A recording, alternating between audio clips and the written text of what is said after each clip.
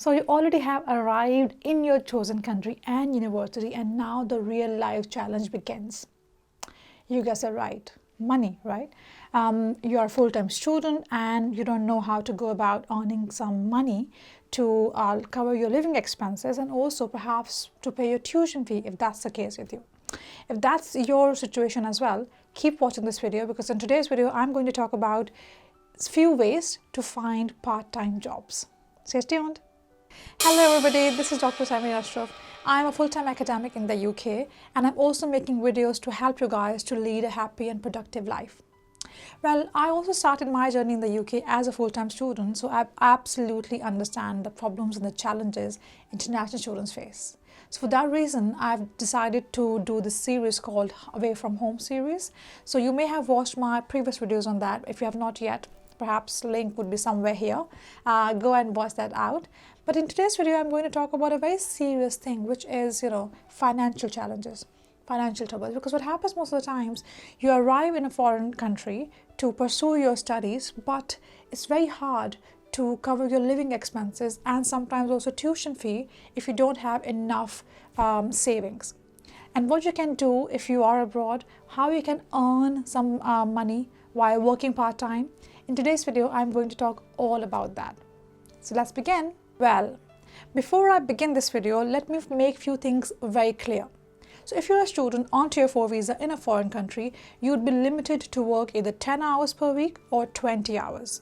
Now that's very, very, very important for you to follow, because if you won't follow that, it's a serious offense and you would be also penalized. So make sure that during term time you do not exceed those prescribed hours. But yes, during your holidays you can work more than that as well. So that's absolutely fine. But it's very important for you to remember that. Also, one thing I forgot to mention, because if you will work more than prescribed hours during term time, it would really have a negative impact on your studies. And you don't want to do that, because you have made all the effort to come to a foreign country. And of course, you want to pursue your dreams, you want to fulfill your dream. So make sure that you don't really go beyond the prescribed hours. The other thing I wanted to mention in terms of trying to find a part-time job is there are few jobs which you can find with a CV, where CV is required, and then there are a few jobs where CV is not really that much required, but it's always good, ideal, and I would personally recommend you to definitely have a CV, a good enough CV which you can use anytime when you need it. So make sure you have a CV, but of course there are a few jobs which you can also get, part-time jobs which you can also get without a CV. So let's begin. Number one. So let's begin from the university you have joined in. So every university have a career department, and what does the career departments do?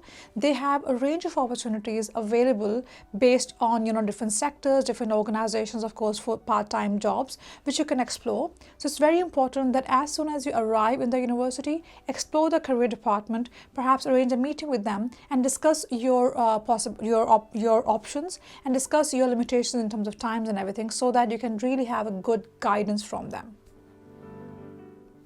Number two, every university have certain jobs only dedicated for the students, and only students can do those jobs. Of course, it varies from university to university, but most of the times every university have these student shops which you can work as a part-time student. They have opportunities such as student ambassadors, where you can go out and talk about your university, benefits and how other people can benefit from studying in the university. Third, there are also some jobs in the library. They are also paid sometimes. So try to explore all the opportunities within the university, what perhaps you can do, because it always helps a lot more, not only for part-time work opportunities, but also for networking purposes. So, you will be doing both things together. So make sure that you do explore your university and any possible opportunities which you may get advantage of. Also, don't forget to check your students' union, because student union also have a range of opportunities which you can avail if you want to work part-time. Number three. So after exploring your university, what we said earlier, your university's career department, all different opportunities available within the university, for example, your student jobs, this, that, and the other. The third thing is, have your CV and drop it to the local recruitment agencies. Now you may ask me, how are we going to find those recruitment agencies? Well, it's very easy. You simply Google recruitment agencies in your city and look at all the recruitment agencies and drop your CV, because the way it works in terms of part-time jobs, that many organizations, companies, businesses get in touch with the recruitment agencies just to avoid the hassle of trying to find right people for the jobs. And when you submit your CV with the recruitment agency, what do? They first of all make sure that you have the right to work in a foreign country. They make sure you have the right visa. They make sure you have the right skill set. And then what they do, they match your skills with a company who is also looking for somebody like you.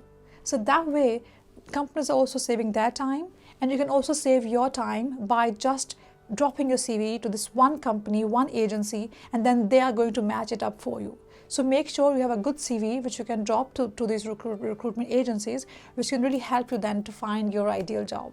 Although here's a little caveat to it as well. So for example, if you go via agencies, whatever wages you would earn, agency would also have some cut off it, because of course they are providing you services, they're providing the company services. So it's important for you to remember that for example, if you're earning a certain amount of money, you would not get the same amount in your pocket, because the agency would also have some commission out of it. So just consider that before you submit your CV. Number 4, use LinkedIn. Yes, you heard me right. In these days, it's so important to use LinkedIn to your benefit. And what you can do, you can add different filters. So for example, you are studying full-time and you are looking for part-time jobs, right? So your filters could be part-time jobs, and any sector, any kind of organization, business which you're really meaning to work with, you can put those jobs as well in your filters. And what happens then, LinkedIn keeps on sending you different alerts, different notifications by telling you that these jobs are available and you can apply. Another good thing in LinkedIn is that sometimes companies don't even ask you to submit your CV. You can simply apply via LinkedIn. So for example, they might have an application or their own system. So you can simply use your LinkedIn profile to apply for the job. And by that, you are not only saving your time, but also you are making yourself visible to the right people in the industry. Number 5, drop your CV yourself to the local stores. So for example, if you're hanging out with your friends, if you're going to the city, many a times shops and stores would have these ads on their windows pasted, which says vacancies available, or this kind of role is available, or we need people to work with us. So just take your CV and start dropping them to retail stores, to any place where you really find that perhaps you can work. So most of the times it happens with retail stores, also restaurants as well, and cafes, but they don't always require CV. But retail stores, mostly, you can simply go in, drop your CV. Even if you don't see an ad, you can still go in, speak to the manager and say, well, I'm a student and I'm trying to find a part-time job, and I would really appreciate if you can please consider me. Drop your CV, and of course they would call you back if and when they need you. All right, so all these were different part-time work opportunities which required CV most of the times. But of course, then there are some services which do not require a CV. And then again, I'm saying most of these companies don't, some might, and therefore what I said earlier, it's always handy to have a CV. Places which might not even require a CV are, for example, your Amazon warehouses. And in the recent past, these kind of jobs have taken a momentum because so many people have been working in Amazon warehouses. So yes, these kind of jobs are quite labor intensive. So if you think you can put yourself forward for something like that, go ahead, and you don't even need a CV for that. Similarly, there are jobs in, for example, in care homes. And what does that mean? That, older people, vulnerable people who cannot take care of themselves, you would be taking care of them.